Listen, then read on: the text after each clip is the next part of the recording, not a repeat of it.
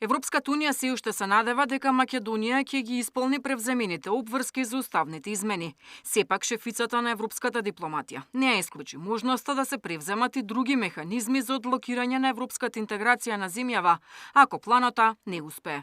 Господјо Калас, пред 2 недели вие лично од Украина најавивте дека Европската унија има план Б, па дури и план С за европската интеграција на Украина во случај Унгарија да не се откаже од ветото.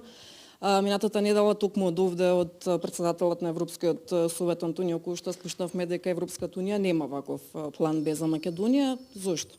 Како што и за другите случаи кои што ги споменавте, ние се фокусираме на план А и се обидуваме планот А да профункционира, затоа што кога се префрлате кон план Б, тогаш план А излегува од игра.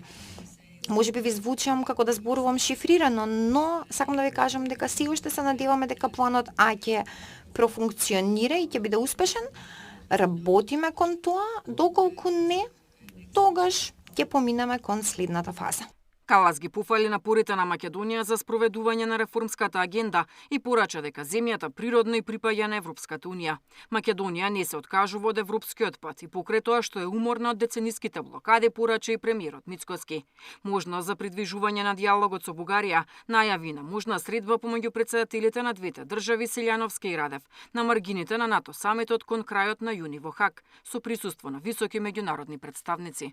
Тоа би била одлична можност да има билатерална средба, на која што средба би присуствувала и претседателката на Европската комисија,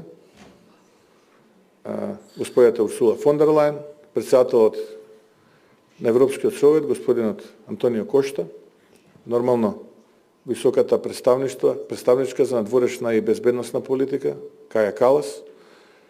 Го проширивме тој состав и со генералниот секретар на НАТО, дел од земјите членки во НАТО, меѓу нив најголемите, тоа се Соединетите американски држави, за да можеме да ги кажеме на билатерална средба аргументите.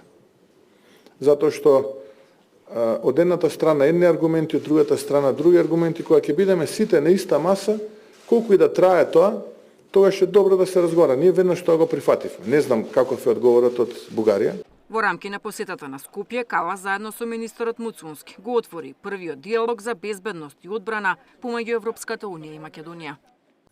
Интеграцијата на нашиот регион во Европската унија цврсто ќе ја заокружи европската безбедносна и одбранбена архитектура.